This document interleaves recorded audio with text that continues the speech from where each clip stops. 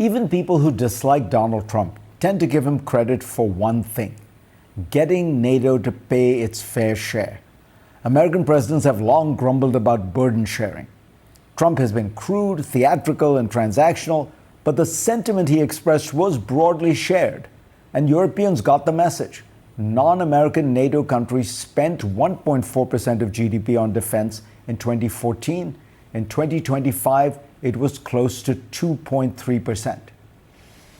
But be careful what you wish for. The usual assumption is that if Europe spends more, America will spend less. This is demonstrably wrong. European defense spending is at its highest level in decades. Yet Donald Trump has proposed a staggering $1.5 trillion defense budget for fiscal 2027.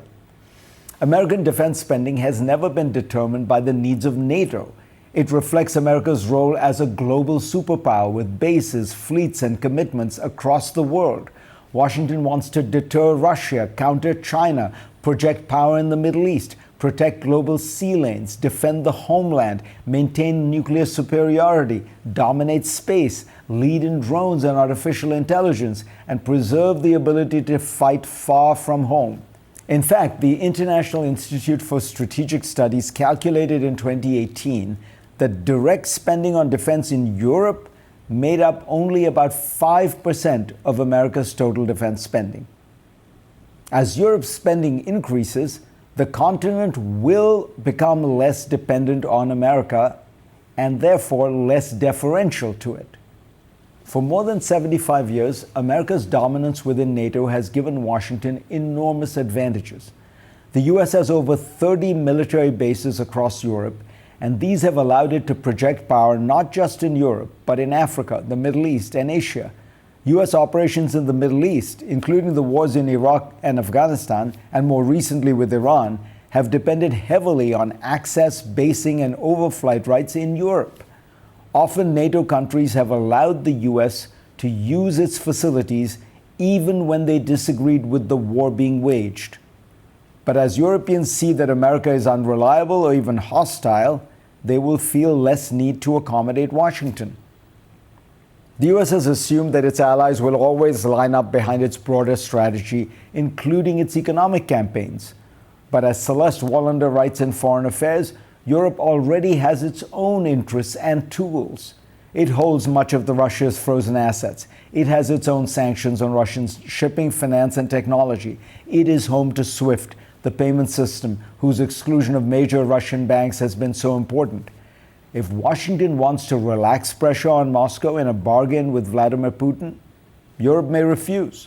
If Washington wants to intensify pressure on Iran or China, Europe may hesitate.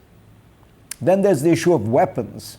One of the hidden benefits of American leadership in NATO has been that Europeans buy American arms. They have bought F-35s, HIMARS, Patriots, P-8 aircraft, and many other systems, not simply because they're good, but because they bind Europe to the United States.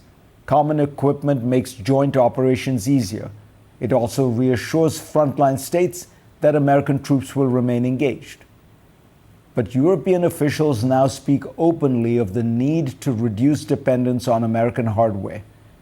They fear that the Trump administration could in the future withhold software upgrades, spare parts, or operational support. When Denmark has to worry about an American president threatening Greenland, it will think thrice before buying its next generation of weapons from the United States. For American defense companies, this could be a major loss. For American strategy, it could be larger still. Weapon sales are not just commercial transactions. They create habits of cooperation and shared strategy. There is a final danger. We speak easily of Europe spending more, but defense budgets are still national, and most European governments are broke. As Liana Fix notes in Foreign Affairs, the country with the greatest capacity to spend is Germany, and it is now beginning to do so on a remarkable scale.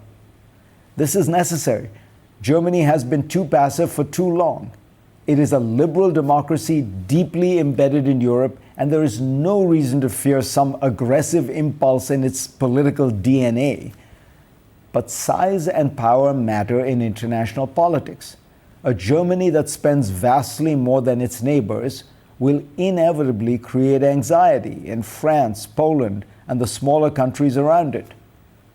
The genius of America's post-1945 strategy was that it solved this problem. It made it unnecessary for European countries to think and act like traditional great powers. Under the American umbrella, France and Germany did not have to balance each other.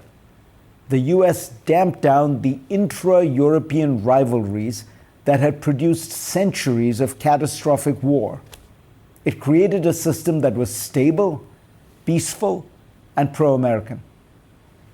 We have set off a chain reaction, and over time, Americans will come to miss the old NATO, not because it was fair, but because it was the most successful security system the world has ever known, with America at its center. For more on the NATO summit and the view from Europe, I am joined by Jeppe Kofod, former Minister of Foreign Affairs of Denmark, and Frans Timmermans, the former Vice President of the European Commission. Jeppe, when you look at the main security issue Europe now faces, it's Russia's assault on Ukraine, potentially Russia doing something in Europe. Do you think right now most European statesmen are confident that were Russia to attack a NATO country, which it has come close to doing in various ways, that Article 5 would be triggered and the US would come to, say, the defense of Estonia or Lithuania? No, I think the reality is in Europe, unfortunately, that the trust in Article 5, the 100% trust that used to be there only a few years back, is not there anymore. Of course, on paper, as I said in the declaration, is reiterated Article 5, and an attack on NATO is an attack on all, and we have a collective defense. But you have heard the president, on several occasions questioning whether US will come to Europe to help if there is actually an attack. So Europe is working very, very hard to scale up its own defense investment, be prepared, and even sooner than later be able to defend itself without the support of the United States. Not because Europe wants it, but because it's necessary under these circumstances. Frans, is there a thought that we just waited out the Trump, it's 2 more years of Trump and then things go back to normal? Or is there now a long-term plan that will be put in place kind of no matter what? In other words, Europe is going to buy insurance for itself from America, regardless of who is the next president. Yes, I think it's permanent. I think Europe will have to take care of its own security on a permanent basis. I think if we do that, and if we do right, and if you look at the trends surrounding Ukraine. Ukraine is going to be a security provider for Europe. It's asking for a lot of support now. Europe is coming together to give Ukraine that support, but it will be a phenomenal military power in the future. And the border between us and Russia will be the defining border for Europe's future. And we Europeans will have to take care of that ourselves. And we can. The only thing is we need some time to get there. And at the same time, I'm deeply convinced that if we do this right, America, for its own self-interest, will come back to us. And we will see a NATO in a different nature, but still with an American involvement in the future. Jeppe, what does this feel like emotionally and culturally in Europe? It's, this is the longest alliance that I can think of in years. It is not simply a political and military alliance. It's an alliance that has created a kind of coherent West, intellectually, culturally, politically, militarily.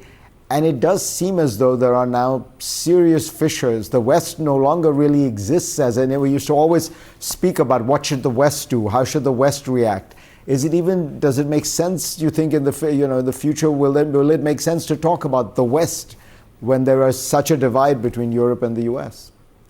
Well, we used to also, when I was foreign minister, to talk about the strongest military alliance in history, NATO, resting on strong common values and interest.